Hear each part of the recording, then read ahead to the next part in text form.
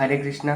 तो आज 13 सितंबर भी ख़त्म हो गया है और अभी रात के बज रहे हैं 2:30 और आज 11 घंटा 20 मिनट पढ़ पाए हैं, जिसमें फिजिक्स को 3 घंटा दिए, केमिस्ट्री को 3 घंटा 50 मिनट, मैथ को 4 घंटा और 30 मिनट छोटा सा टेस्ट दिए थे केमिकल बॉन्डिंग और पीएनसी से रिलेटेड। तो फिजिक्स का स्टार्ट करते हैं। फिजिक्स में मॉडर्न फिजिक्स में न्यूक्लियर फिजिक्स का टॉपिक्स में से जेईई मेन कंप्लीट किए, कुछ क्वेश्चन एडवांस के किए, टोटल 29 क्वेश्चन किए। अभी एडवांस पूरा तरह से कंप्लीट नहीं हुआ है। और उसके बाद इसमें केमिस्ट्री में इलेक्ट्रोकेमिस्ट्री का नोट्स थोड़ा सा बहुत टाइमिंग लिया और फिर इलेक्ट्रोलाइटिक सेल का भी क्वेश्चन कर रहे थे तो उसमें भी थोड़ा टाइम किया, कैलकुलेशंस बहुत ज़्यादा थे तो उसमें 12 क्वेश्चन कर पाए।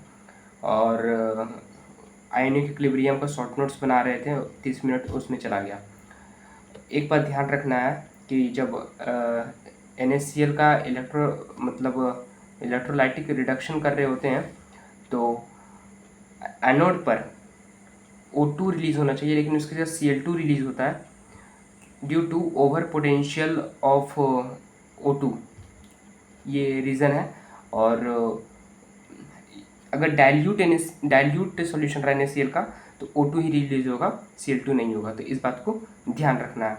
और आगे चलते हैं। एक बात और है कि जब same amount of charge flow करता है इलेक्ट्रोलाइटिक सॉल्यूशन में तो इक्विवेलेंस ऑफ इलेक्ट्रोलाइट डिपॉजिट होगा, ना कि मास सेम डिपॉजिट होगा। इक्विवेलेंस उसका डिपॉजिट होगा, मतलब इक्विवेलेंस ऑफ इलेक्ट्रोलाइट W/E1 पूरा लेना है, सिर्फ W को नहीं लेना है। ये गलती कर दिए थे हम क्वेश्चन में, तो इसको ध्यान में रखना है।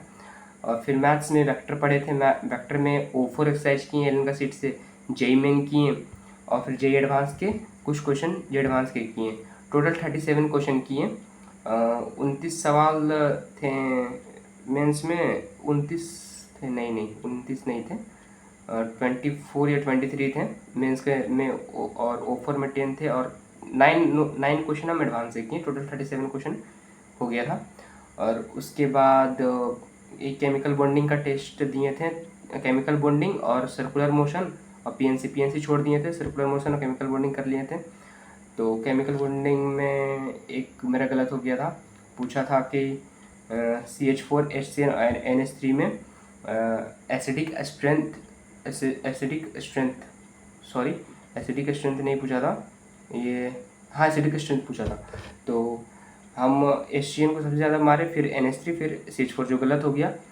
NH3 का सबसे ज़्यादा होगा, फिर HCl, फिर CH4, ठीक है, तो इसको याद रखना है। फिर एक स्ट्रक्चर पूछा था क्लोरल का, मतलब स्ट्रक्चर से रिलेटेड क्वेश्चन था, अगर स्ट्रक्चर आता तो क्वेश्चन बन जाएगा, तो क्लोरल का स्ट्रक्चर याद रखना है हमको, ठीक है। तो हरे कृष्णा, फिर कल पढ़ेंगे।